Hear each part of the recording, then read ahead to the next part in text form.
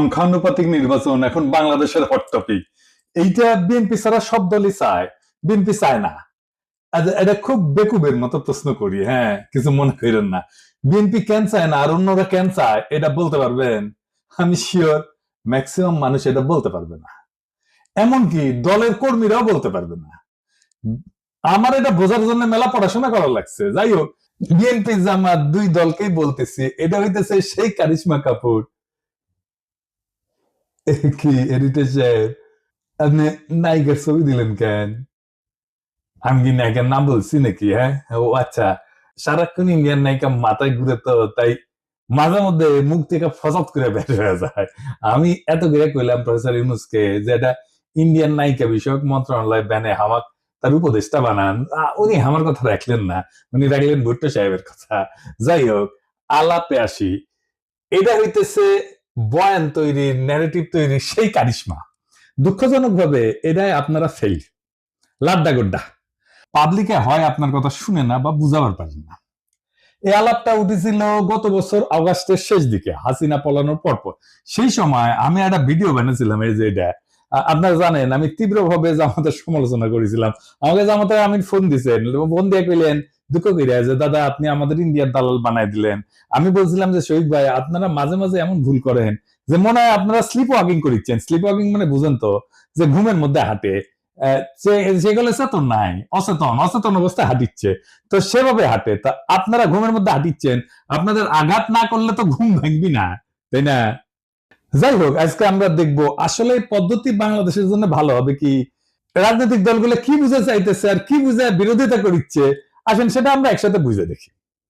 আমার আগে ভিডিও থেকে দেখে আসি। আসেন, এই সংখ্যানুপাতিক নির্বাচন বিষয়টাকে আমি কইছিলাম, হ্যাঁ, জামাত 10 দফা প্রস্তাব দিচ্ছে, ভালো কথা, কিন্তু এটার মধ্যে একটা খুব ইন্টারেস্টিং দফা আছে, তা হইতেছে সংখ্যানুপাতিক নির্বাচন।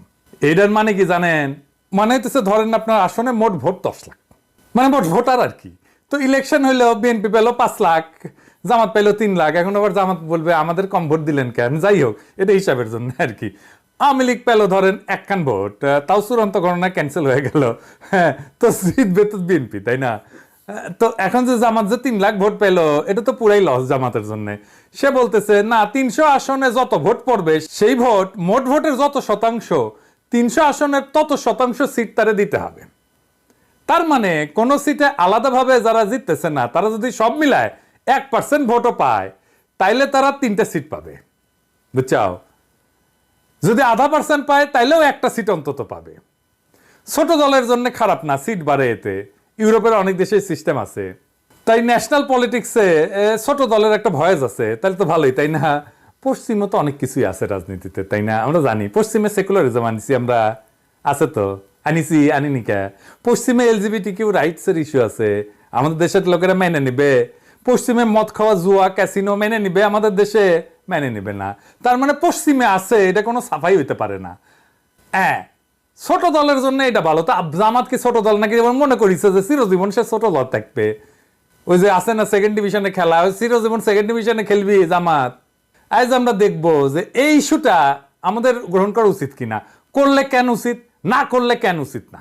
তো শুনলেন তো, এখানে আর একটা বিষয় যুক্ত করা দরকার, তাইতেছে এই সংখ্যানুপাতিক নির্বাচনে আপনি ক্যান্ডিডেটকে ভোট দেন না, আপনি মার্কাক ভোট দেন, মার্কাত ছাপ্পা দেন। ক্যান্ডিডেট যায় কইতো আমাক ভোট দিলে আমি আপনার ব্রিজ ভেঙে দেবো, টুকু আমি আমাক ভোট দিলে আমি আপনার ব্রিজ বেনে দেবো, এটা কবে না, কবে আমার দল ক্ষমতাতে আসলে ব্রিজ ভেঙে দিবি, টুকু ব্রিজ বেনে দিবি, বুঝাও? তো এখন এই পদ্ধতি কেন দলগুলা চায় আমি কোনো অনুমান করব না, আমি ওনাদের দলীয় ডকুমেন্ট থেকে দেখাই দিব।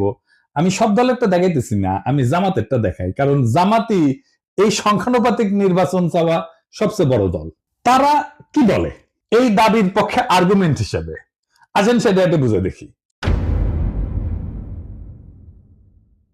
জামাতের সাবেক আমির গোলাম আজম সাহেব এই বইটা লেখেন 2005 সালে, সংখ্যানুপাতিক নির্বাচন নিয়ে। এখানে জামাতের সব আর্গুমেন্ট লেখা আছে।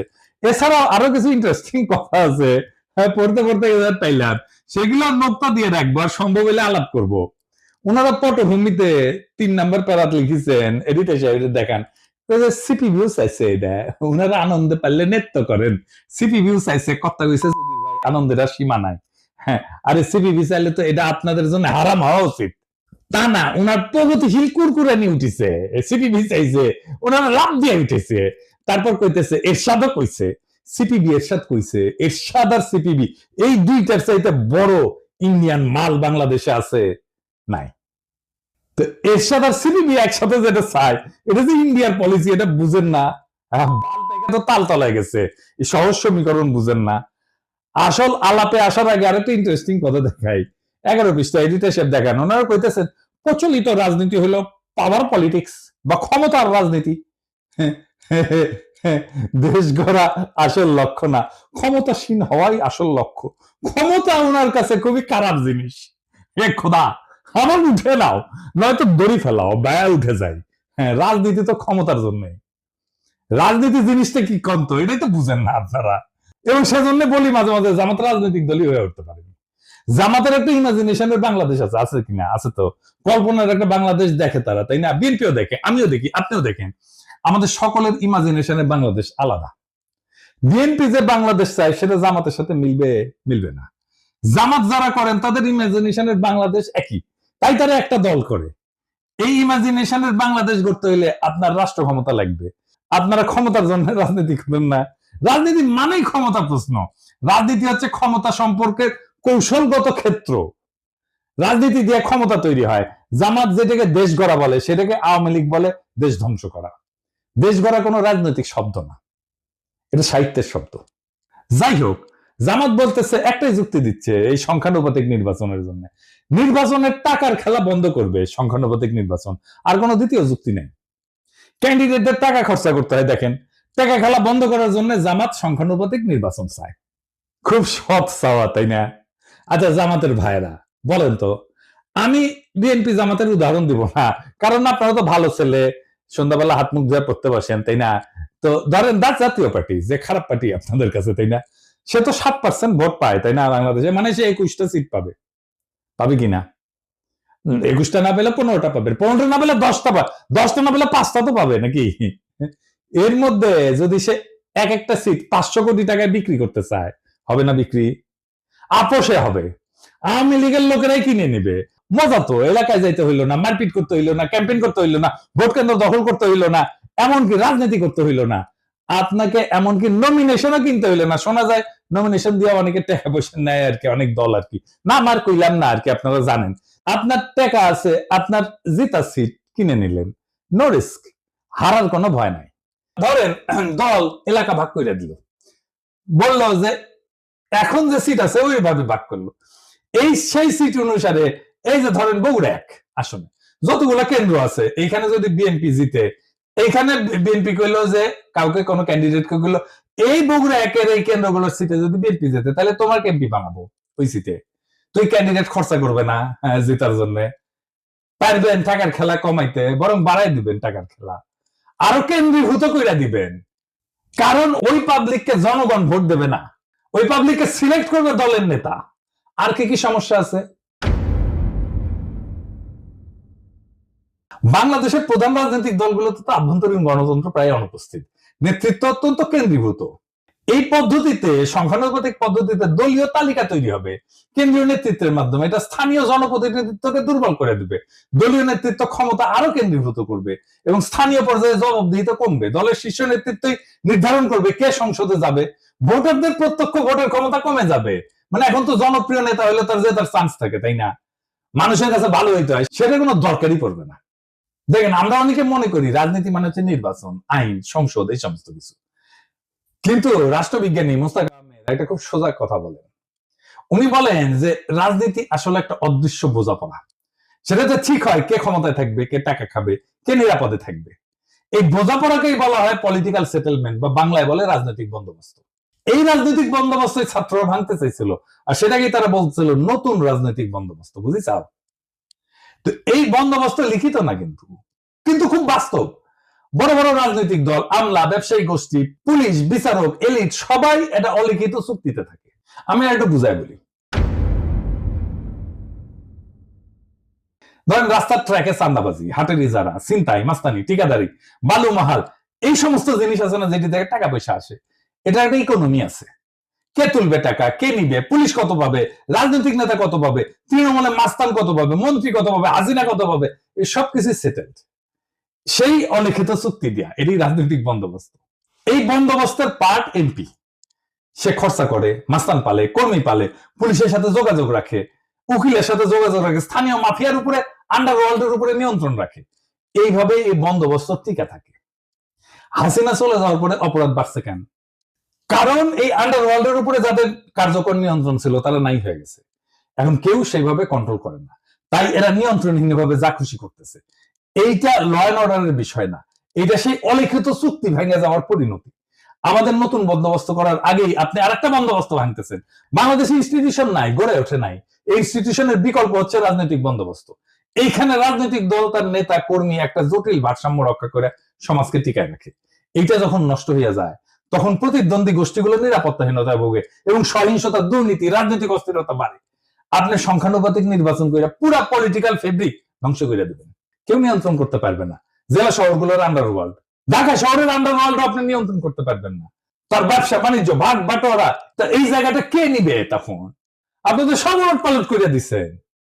এলোমেলো করে দেমাল লুটে পুটে খাই, একটা কথা আছে না, আপনি এলোমেলো করে দিচ্ছেন রাজনৈতিক বন্দোবস্তকে। তো ওই জায়গা তো ফাঁকা থাকবে না। তো ওই জায়গাটা কে নিবে?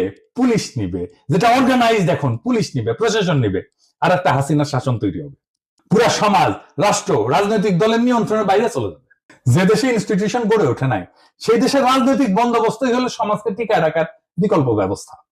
আর আপনি সেই ব্যবস্থাটিকে ভেঙ্গিয়া সংখ্যানুপাতিক নির্বাচন নামের গুগলি মারলে রাষ্ট্র গড়ায় পড়বে গ্যাংয়ের হাতে, পুলিশের হাতে, প্রশাসনের হাতে, স্থানীয় মাফিয়ার হাতে। আফগানিস্তানে হয়েছিল না? তালেবান আসার আগে এক এক এলাকায় এক এক ওয়ারলর্ড শাসন করতো, একই জিনিস হবে বাংলাদেশে। আপনি এই কাজটা করতে যাইতেছেন। পুলিশ আর প্রশাসন শক্তিশালী হয়ে উঠবে, দারুণ। এই সংখ্যানুপাতিক নির্বাচন আঞ্চলিকতা বাড়ায় দেবে। আমি অন্য দেশের উদাহরণ দেব না, বেলজিয়ামের উদাহরণ দেব। এই বেলজিয়াম একটা দেশ হিসাবে থাকে কিনা দেখেন। কি হয়েছে বেলজিয়ামে? আসেন আলাপ করতেছি। বেলজিয়াম তো একটাই দেশ, তাই না? কিন্তু এর ভেতরে আছে দুইটা বড় জাতিগত ভাষাগত গোষ্ঠী। একটা হচ্ছে ফ্লেমিশ, ওলদান্স ভাষায় কথা বলে, থাকে দেশের উত্তর অংশে, তার নাম হচ্ছে ফ্লান্ডার্স। আর দুই নাম্বার হচ্ছে ওয়ালুন, ফরাসি ভাষায় কথা বলে, থাকে দেশের দক্ষিণ অংশে, নাম হচ্ছে ওয়ালোনিয়া। এরা কিন্তু আলাদা ভাষায় কথা বলে, আলাদা স্কুলে পড়ে, আলাদা গণমাধ্যম আছে তাদের জন্য, এমনকি আলাদা রাজনীতি করে, দল আলাদা এই দুই গ্রুপের। এবং এই বেলজিয়ামে সংখ্যানুপাতিক ভোট আছে। এই পিয়ার সিস্টেমে ভোট যতই ছোট হোক, আলাদা পরিচয় দল সংসদে ঢুকে পড়ে। এর ফলে বেলজিয়ামে গড়ে উঠছে শুধু ফ্লেমিশ স্বার্থ নিয়ে কাজ করে এমন দল, যেমন এনভিএ। শুধু ওয়ালুন শব্দ নিয়ে কাজ করে এমন দল, যেমন পিএস, পার্টি সোশ্যালিস্ট। এরা কিন্তু জাতীয় স্বার্থ দেখে না, কেবল নিজেদের অঞ্চলের স্বার্থ দেখে। ফলে সার্বজনীন রাজনীতি আর হয় না, হয় আঞ্চলিক স্বার্থের জন্য রাজনীতি। এর ফলাফল কি? সরকার গঠন করতে পারে না। ফ্লেমিশ আর ওয়ালুন এদের মতানৈক্য চূড়ান্ত। এই যে দেখতেছেন না, এখন প্রফেসর ইউনূসের সরকার ঐক্য মত করতে পারতেছে না, দেখতেছেন না, জুলাই সনদ করতে পারতেছে না, মতানৈক্যের জন্য। একই রকম বেলজিয়ামের জাতীয় পরিচয় দুর্বল হয়, সবাই নিজেকে ওয়ালুন বা ফ্লেমিশ ভাবে, বেলজিয়ান ভাবে না। ভাষা, শিক্ষা, অর্থনীতি সব আলাদা হয়ে গেছে।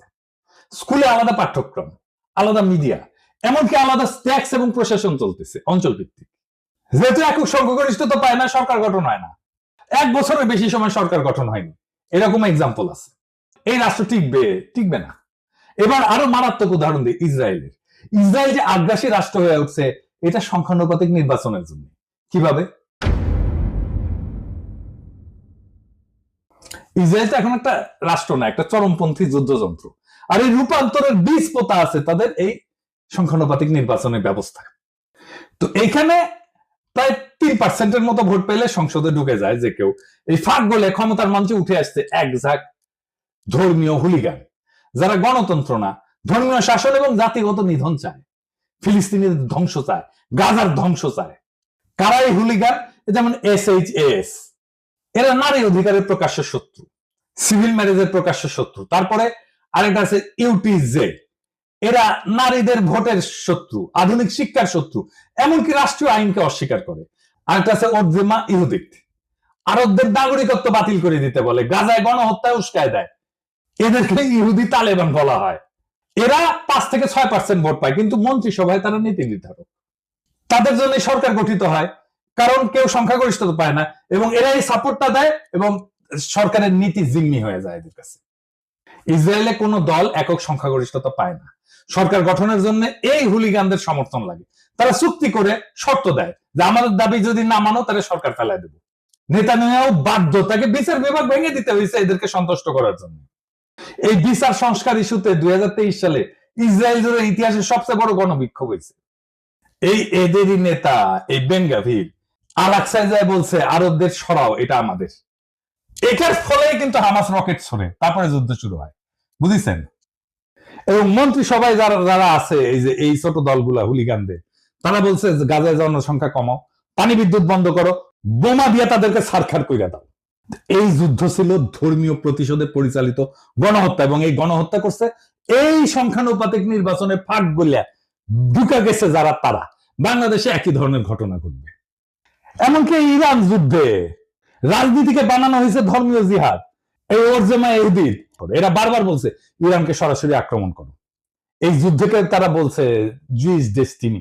কূটনীতি, আন্তর্জাতিক আইন, আঞ্চলিক স্থিতিশীলতা সব ফালতু, শুধু যুদ্ধ, আগুন আর দখল চাই এদের জন্য। এবং এই প্রপোর্শনাল রিপ্রেজেন্টেশন সংখ্যানুপাতিক নির্বাচনের জন্য ইসরায়েল এখন একটা চরমপন্থীদের রাষ্ট্র হয়ে গেছে, যেখানে 5% উন্মাদ একটা দেশের 95% ভবিষ্যৎ নিয়ন্ত্রণ করে। ইসরায়েল আজকে প্রমাণ যে সংখ্যাগত সমতা মানে রাজনৈতিক সুস্থতা না, প্রপোর্শনাল রিপ্রেজেন্টেশন মানে ক্ষমতা বিকেন্দ্রীকরণ না, জনগণের ক্ষমতায়ন না, অনেক সময় চরমপন্থার কেন্দ্রীভবন হয়। আপনারা রাজনীতিতে আপনার কল্পনার ইমাজিনেশনের বাংলাদেশ করবেন, কিন্তু সেই ইমাজিনেশনের ভেতরে এই বাস্তব দেশের জনগণ, এই মানুষের মুখ, তাদের যন্ত্রণার বাস্তবতা তো অনুপস্থিত। রাষ্ট্রটা কি ল্যাবরেটরির এক্সপেরিমেন্ট রে ভাই, যে একটা জিনিস ট্রাই করব, আবার দেখব, ভুল হবে, আবার দেখব? তা তো না। ইসরায়েলের মতো রাষ্ট্র চরমপন্থার হাতে কুক্ষিগত হয়ে গেছে এই সিস্টেমের কারণে। বেলজিয়ামের মতো রাষ্ট্র বিভক্ত হয়ে যাইতেছে ভাষার দাঙ্গায়। বাংলাদেশকে নিয়ে কি সেই পথে হাঁটতে চান? আমরা কি দেখতে যাচ্ছি? এমন একটা দেশ যেখানে ভোটার থাকবে কিন্তু কোনো প্রতিনিধিত্ব থাকবে না, যেখানে রাজনীতি থাকবে কিন্তু রাষ্ট্র থাকবে না, যেখানে রাষ্ট্রের নিয়ন্ত্রণ থাকবে স্থানীয় গ্যাং, পুলিশ আর প্রশাসনের হাতে। শক্তিশালী ইনস্টিটিউশন না গড়ে ওঠায় যে রাষ্ট্রের প্রত্যেকটা জেলা এখনো একটা রাজনৈতিক বন্দোবস্তের মধ্যে টিকে আছে, এই প্রপোর্শনাল রিপ্রেজেন্টেশন সংখ্যানুপাতিক নির্বাচন আইসা সেই সামাজিক ভারসাম্য ধ্বংস করে দেবে, রাজনৈতিক ভারসাম্য ধ্বংস করে দেবে। নতুন কিছু গড়ার আগে পুরোনোটাকে ভেঙে ফেলতে চাইলে দায়িত্ব তো আপনার রে ভাই। কিন্তু যদি আপনি না জানেন কি ভাঙতেছেন, তাহলে আপনি তো স্থপতি না, আপনি তো ধ্বংসের কারিগর। বাংলাদেশ আজ এক ক্রসরোডে দাঁড়ায় আছে। কিছু দলের ভুল সিদ্ধান্ত, কিছু বুদ্ধিজীবীর নির্বোধ গুগলি আর কিছু বিদেশি থিঙ্ক ট্যাঙ্কের ঠাইসা দেওয়া এক্সপেরিমেন্ট, এইসব মিলে আজ রাষ্ট্র এক ভয়ঙ্কর জুয়া খেলায় ঢুকে পড়ছে।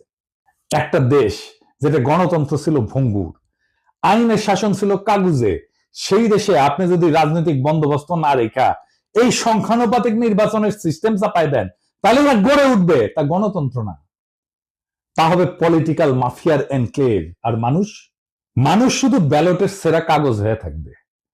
আমরা কি একটা রক্তাক্ত বিপ্লবের পরে এমন একটা পরিণতি চাইছিলাম? বিচারের ভার আজকে আপনাদের উপরে দিলাম। এই দেশ ধ্বংস কইরেন না, এই দেশ ধ্বংস হয়ে যাবে যদি আপনাদের বিবেচনাবোধ অন্ধকার হয়ে যায়, আপনাদের জাজমেন্ট যদি ক্লাউডেড হয়ে যায়। সেই রাস্তায় আমরা হাঁটতে চাই না, আমরা বিপ্লবের রাস্তাতে হাঁটতে চাই। বিপ্লবকে পরিপূর্ণভাবে বিজয়ী কইরা বাংলাদেশকে একটা নতুন রাষ্ট্র করতে চাই। ইনকিলাব।